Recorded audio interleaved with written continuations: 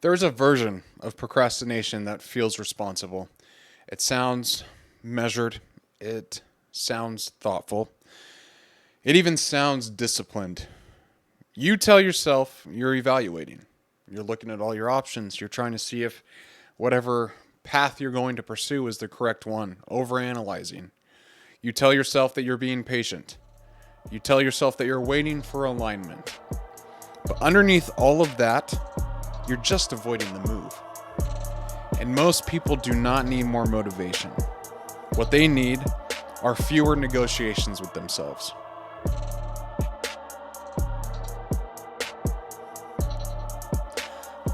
Welcome back to the Getting After It podcast, my friends. Always happy to have you here. And today's topic is going to be something that's very important to me, and it has become more important to me over the years. And I want to explore something that I've been sitting with recently. And it's the idea that when we feel stuck, we assume we need more drive, more inspiration, and more clarity. You know, we look at another book, we try and find the next book that we need to learn, another podcast, another breakthrough. And sometimes what is really happening is much simpler. We've built a very intelligent excuse. Why is this important to me? Why have I been sitting with these thoughts? I am no stranger to making excuses. And it's been interesting because over the past few years, I've really made an effort to not do that, to not come up with excuses, to postpone doing the thing. And I've shared my experience with the podcast on, how I was waiting for myself to grow. I was waiting for my speech to improve, for people who told me to do a podcast, and I needed that validation from them before I was comfortable enough starting on my own. It's a very frequent pattern in my life, but I also believe in many other people's lives as well, is we know that we must do something. And whatever that thing is, whether it be a physical, spiritual, personal, or professional goal, there's a lot of times because we don't want to take a move. We don't want to put ourselves out there. We don't want to actually try because that requires effort. And sometimes effort can be scary. It can look like late nights. It can look like spending a lot of time doing something difficult with no guaranteed result. And that's scary. For many people, myself included, having that idea that if there's something that you need to do and you know how much work it's going to take, that might put you off a little bit and say, oh, well, maybe I just need to wait till I'm more polished. Maybe I need to wait until I actually build a network of people so I can reach out to them and have them on the podcast. When in reality, all you're doing is pressing pause and delaying. I want to give you a relevant story, one that I've gone through recently, and hopefully it can paint a picture of what waiting with good intentions can look like. I want to open with a story that illustrates what waiting with good intentions is. And this brings us to pattern. That's the place I used to work. Caveat there, I used to work. So that tells you where this is going. But I stayed in a role for about 7 months longer than I should have. There wasn't necessarily anger. There wasn't chaos in my role. There wasn't drama. There was just this quiet narrative in my head of, okay, something will open up. Like they'll see the value and there will be a natural path for me here to progress. That's the biggest thing that I always look for in a career or in a job myself in my career. But I always want something that's going to challenge me, something that is going to require me to think differently, to approach problems differently, and have that opportunity to grow myself. That's a rare thing to have in a role, and I'm very fortunate that I have been able to have that. But about 7 months ago, I recognized that there wasn't much growth for me at Pattern, and I stayed with it for a long time. Obviously, that the next probably 6 months, 6.5 months or so, I stayed at Pattern. I loved it. It was such a great place to work. It taught me so much. But at the moment, there just wasn't a next step for me. And as someone who pursues growth, someone who always tries to do their best in whatever they're doing, that didn't sit well with me. That is something that I didn't really appreciate in my career. Like, I always want to grow, and I know you know that. um, but I convinced myself that patience was maturity, and that loyalty was wisdom, and that waiting was strategic. And every month that passed felt reasonable. I was waiting for that moment. I was trying to hopefully get something to come up. There was always a justification. I could always paint the picture of something. And one day I had to sit with something that was uncomfortable. And it was that no one was going to architect my future for me. As much as I'd like to believe that sometimes, it is all on me. Just as it is all on you for your future. Those executives, they were not thinking about my growth every morning. They were building their own priorities and managing their own pressure. Like, they have a lot on their plate. And I should not expect to have them be like, oh, you know what? Brett's doing great. Let's roll out what his career could look like here if he stays. Like, I would have loved that. That would have been awesome. But that's not how life works. Expecting someone else to construct the exact path that I envisioned was convenient because I was able to stay where I was and have that hope that, oh, someone's going to do this. And it removed the risk of taking a chance on yourself, of going to another place. I was very comfortable. And if nothing changed, I could still blame the system. If I stayed, I persevered, and was able to be a little bit more stable in my job.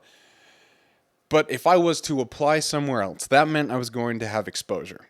And it meant I could be told no. And it means I could misjudge the move. It meant uncertainty, and waiting felt safer. But safer wasn't stronger. Safer has a habit of stalling your progress.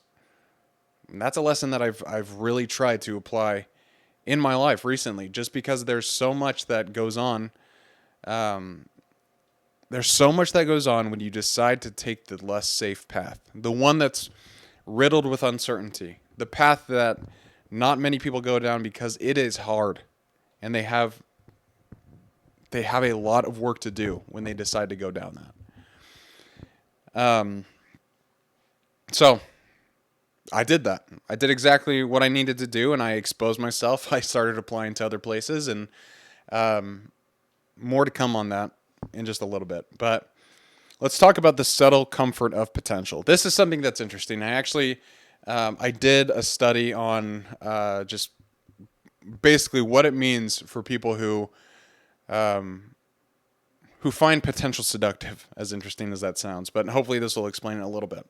Because there is something seductive about potential. Potential lets you say, I could, I will, and when the time is right. Phrases like that are more dangerous than they are helpful, because you're not putting a timeline on anything. And you're basically just saying, like, yeah, I could do that. I will do that. Or I'll do it when the time is right. Again, you're just tricking yourself. Like, that's the truth behind it all. Is that you are just lying to yourself. Like, if you say you could, then you should. If you say you will, then follow through. And if you find that the time is not right, then start today. Like, you don't need perfect conditions to begin with whatever thing that you're trying to accomplish in life.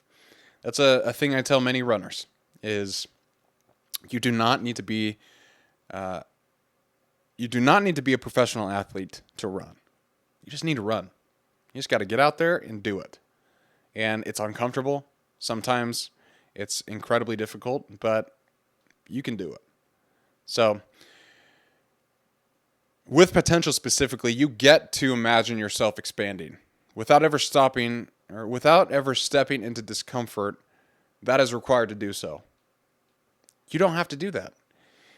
If you just imagine that you're growing, if you imagine you're improving, then why would you need to step into the discomfort if it's just in your imagination?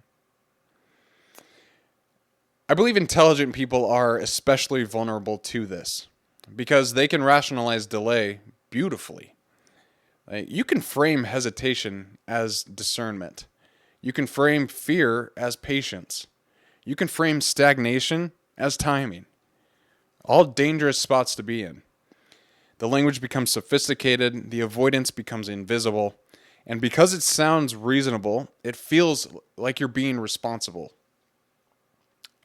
Interesting thought there. It feels like you're being responsible a lot of the times when you are waiting because you think you're rationalizing it. You think that, you will improve, you will get better, and whenever you do that thing, you'll be ready for it. But there's no lessons learned in moments like that. Lessons are learned when life tests you. When you go through hardship and you are able to come out on the other side stronger, that is what's going to teach you lessons that last a lifetime. It's not because that you waited until everything was perfect to actually begin. A lot of the times that's not how lessons are taught.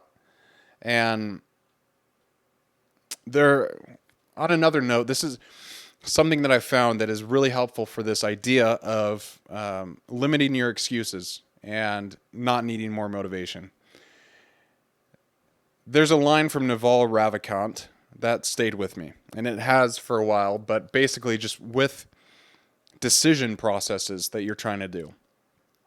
Like if you're going for a new job, if you're trying to start something new, if you're thinking about signing up for a race, what I would say, and what Naval says, to quote him, if you can't decide, the answer is no. If you cannot decide, the answer is no. That line has weight because indecision feels thoughtful.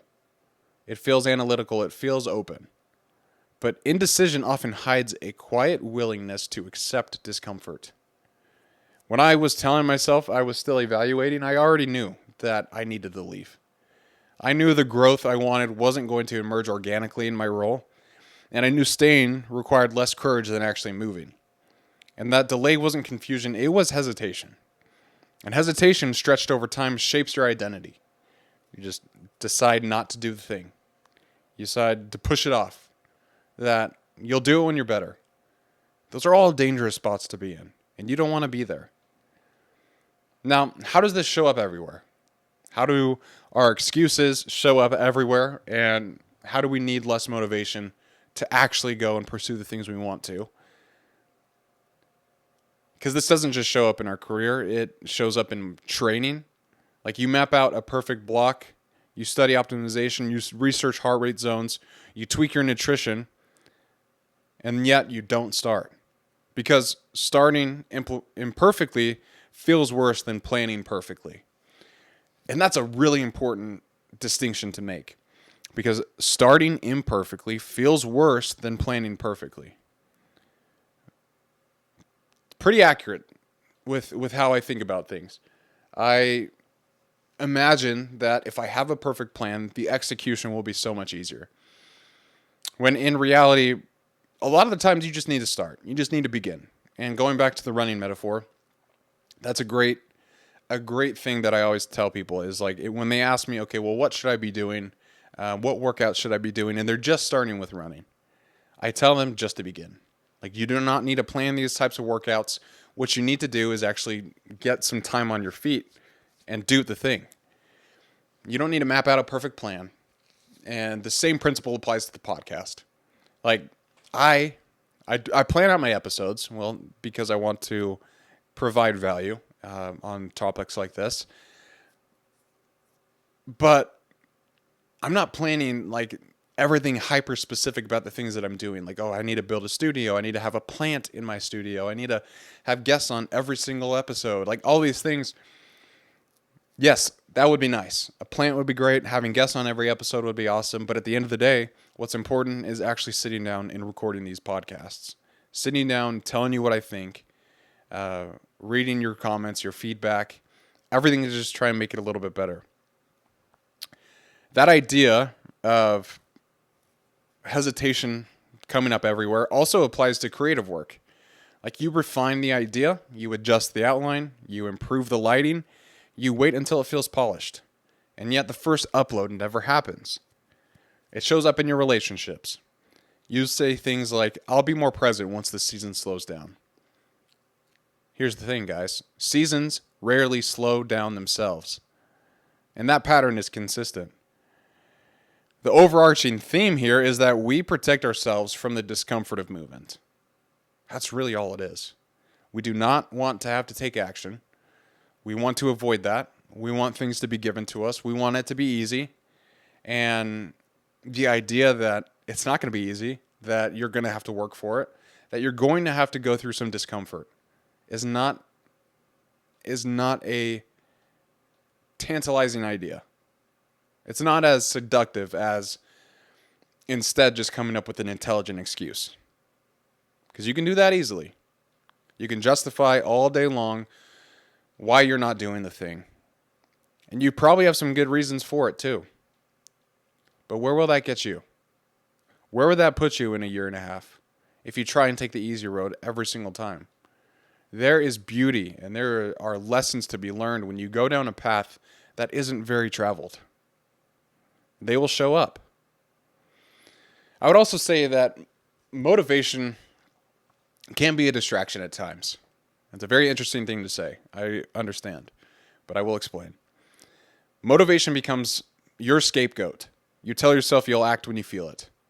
And when that's things like, okay, the energy needs to be right, the clarity is strong, the spark that I had, it returns. But the people who build meaningful lives rarely wait for emotional confirmation. They operate from standards. They operate from standards. That's why I talked and I harped and I taught about standards in January. Most of the episodes, if you go back and listen to them, most of them had the common theme that standards are more important than goals. And the reason being is because people operate from standards that they hold themselves to. And there are things you do because they're aligned with who you are and not because you felt like it that morning. I read this thing on X that someone was basically just talking about motivation. And they said, motivation is weather. Standards are climate. So the weather changes all the time. The climate does not. One fluctuates daily, and the other defines your trajectory. So that's just a few things to think about there. Is, what are your standards? What do they say? And if your standards are aligned with your goals, if your standards tell you that you need to take action and move, then you need to follow through. You need to actually do the thing. Now, there is a deeper cost to prolonged hesitation. And it isn't just lost opportunity. It's erosion of your self-trust. Let me explain. Every time you delay something you know you should move toward, a small part of you registers it. Confidence doesn't collapse overnight, but it thins very quietly. Soren Kierkegaard wrote, "To dare is to lose one's footing momentarily. Not to dare is to lose oneself."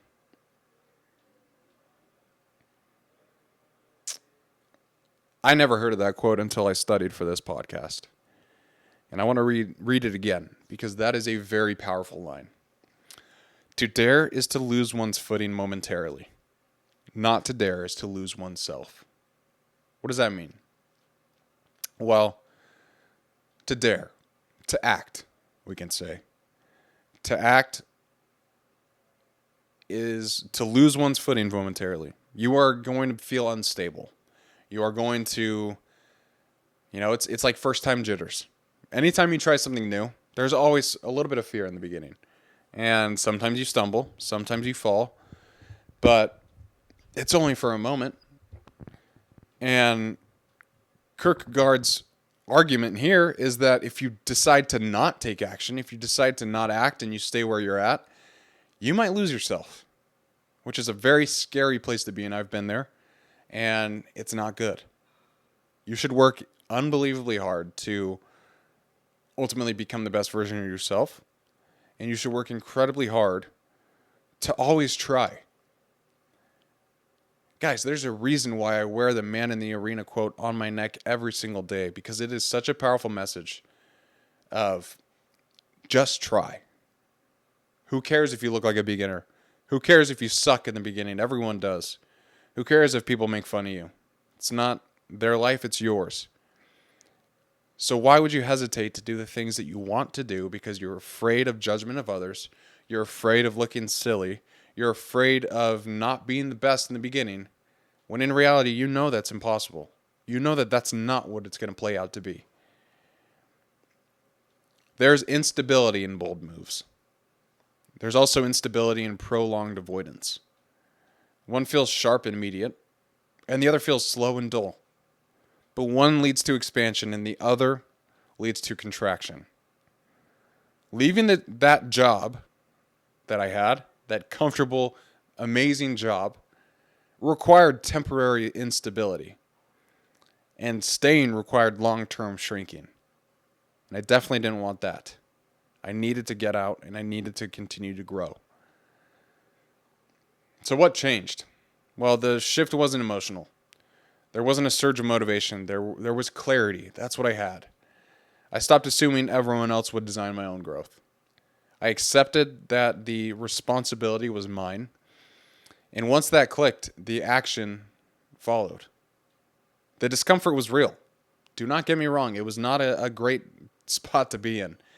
I was nervous. Pattern has treated me nothing but great my time there.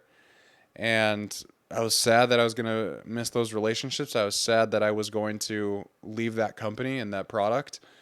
But at the end of the day, like I wanted to take a chance on myself. I wanted to see what else was out there for me. But that's relief of alignment that I got from actually applying and ending up getting a job somewhere else. But there was a lot of relief because now I know that like I am going to grow. I'm going to push myself. And you might be in a similar situation. There might be things in your life that you want to change. You don't know how to change, and you're trying to figure that out. I came up with 3 questions that might be able to help you, and I'll put them in the show notes if I talk too fast. But the first is, where are you waiting? Second, where have you convinced yourself that time will solve something that actually requires initiative? Number 3, where does your language sound mature but feel hesitant? Answer those honestly. Any time that I give an exercise like this, do it honestly. Because if you're honest with yourself, you don't have to lie to yourself. That builds your own self-trust. And you'll have an idea of things that you can do to get a little bit better. If you removed elegance from your explanation, what would remain? Sometimes the sentence underneath is simple. I'm avoiding discomfort. And that sentence is honest. And honesty gives you power. That's why I want you to do that. You do not need another surge of inspiration. You do not need a perfect plan. You do not need perfect clarity. You need the courage to move before everything feels stable. Movement helps clarify, and waiting fogs your brain. You might lose your footing for a moment, but that's a good thing, because you need to refuse to lose yourself over time. You cannot do that. You must hold on to that precious resource. You are so different than anyone else. You have talents, you have skills, you have things that you can change other people with for the better if you apply it correctly. And that's going to mean that you're going to have to get uncomfortable a little bit. But on the other side of discomfort is so much growth, so much understanding of who you are. That's why I want you to try and at least push yourself just a little bit. See where that gets you. And if it doesn't get you in a good spot, let me know. Reach out to me. Say, hey, I tried my best. I went out and I did this thing and I completely failed. Great advice, Brett. But in reality, I don't think that would be the case. I think you'd probably say something like, I tried, I failed, but I'm proud that I tried. That's more like what I would think you would say. Anyways, I really appreciate you guys taking the time to listen to this podcast episode about how to avoid excuses, how to actually just do the thing, and it's through action. If this helped at all, please share it with someone else. Send it to a friend that might be in a tough spot or trying to make a change in their own life, and they might be a little afraid to do so. Please leave a rating for the show on Spotify and Apple Podcasts. That is a big help for the visibility of the channel, and just really appreciate it. But you guys are the best. The show would not be a thing without you, and I'm deeply grateful for everything. And until next episode, my friends, keep getting after it.